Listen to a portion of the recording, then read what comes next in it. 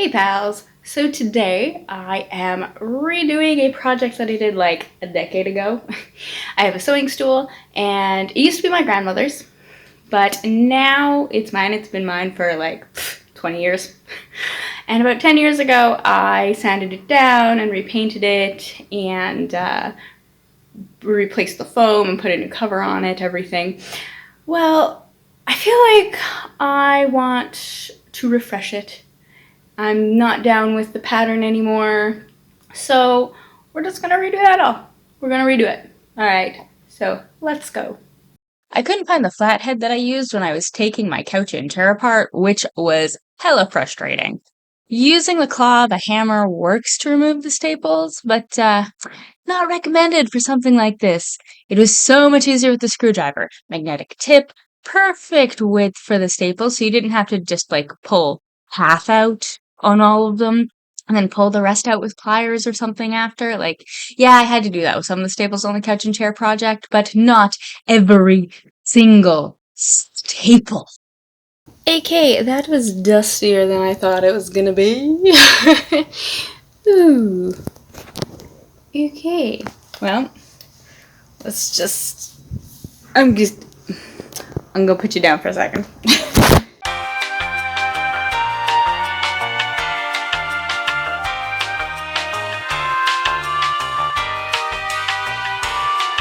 Couldn't do that one-handed. Okay.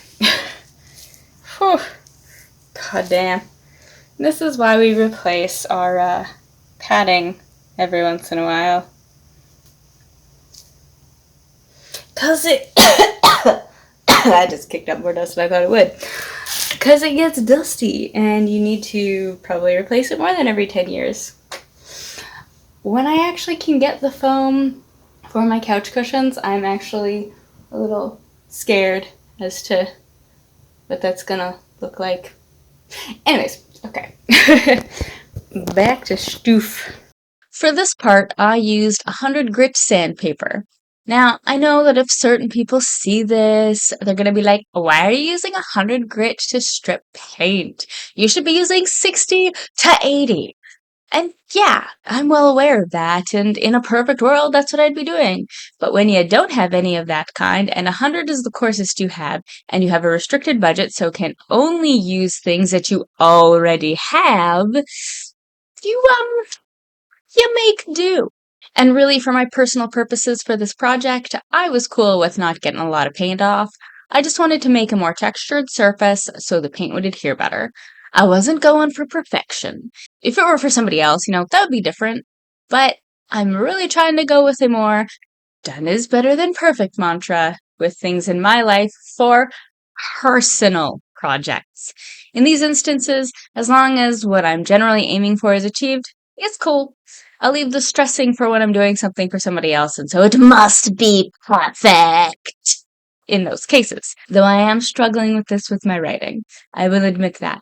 First drafts are hard when you're trying to be perfect. Because, most are dumpster fires in comparison to the finished product. So, yeah. Anyway,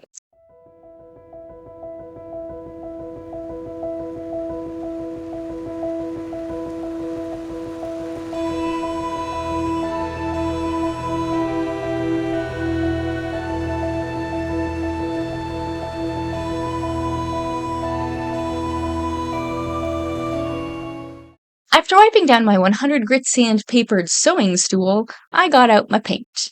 Now, this paint is stupid old, and I found out I don't have any paint stirrers left.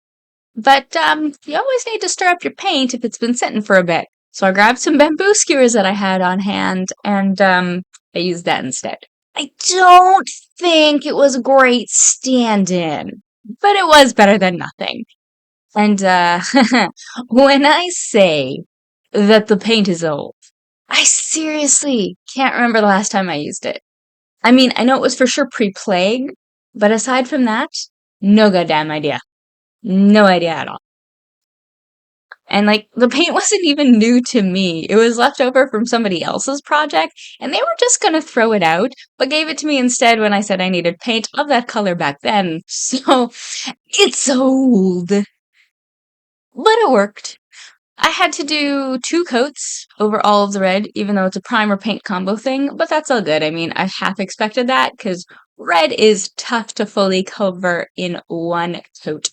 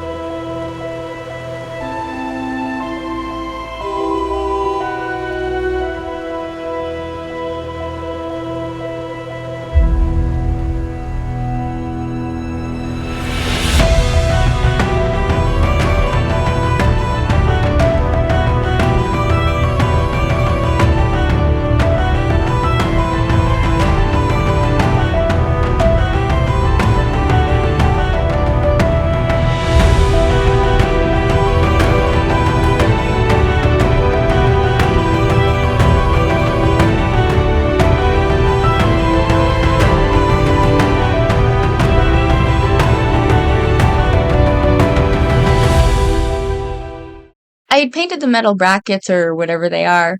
Yeah, I know, I know.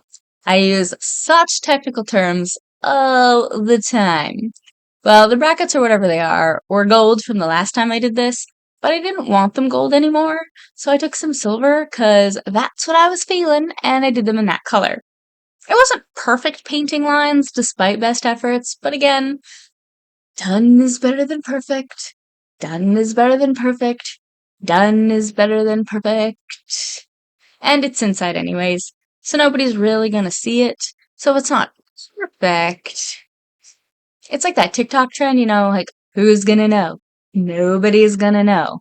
Well, except for anybody that watches this video, but that's okay. You can keep a secret, right? The annoying thing with this part, though, it took me so many coats to cover the gold. I thought red was supposed to be the hardest color to cover, but apparently gold is harder. Boom! If I had thought about it, I would have aligned one of the corners so I only needed to cut 2 sides, but I didn't think about that, so I just plunked it in the middle and cut away. My poor hands. I am smart. SMRT.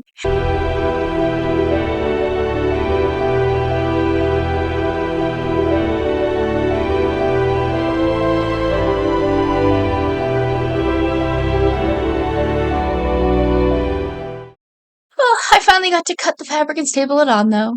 It took a week for the paint to fully dry and stop being tacky, but I got there.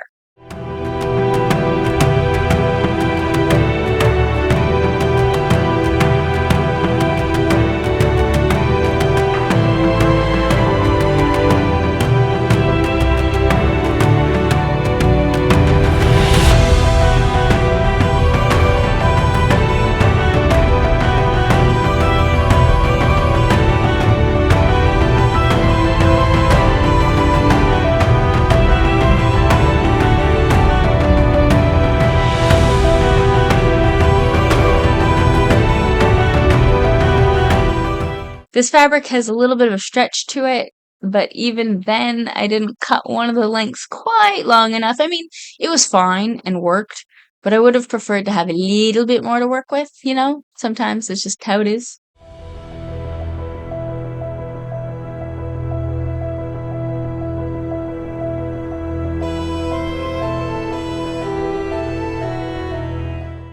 Also, I have no idea what I was doing with the corners.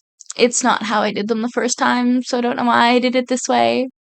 Although the fabric I'm replacing frayed, whereas this knit doesn't, so I don't have to worry about the raw edges fraying away. So, different fabric, different problems, right? Forgive the weird lighting and setup and everything. Technology is being weird right this second and not uploading the other versions of this little part properly. So, yeah, technology is gonna technology. Um, So that's it for today. I still have to do the designs on the sides and the legs, but that's going to be in a different video because I still have to figure out which design I want. I do know it's going to be Celtic knotwork. I just haven't decided on design and how it's going to be. So that's forthcoming. My next video is going to be part 3 of the Alice in Wonderland Page versus Screens, the final installment. It is the 11 Impossible Things Before Breakfast edition. So I will see you in that one. And normally I do try to have a companion video for each video, but this one I couldn't think of anything at all. So there's not going to be one for this one. So yeah, that's just how it's going to be for this one. But yeah, until next time, pals, blessed be.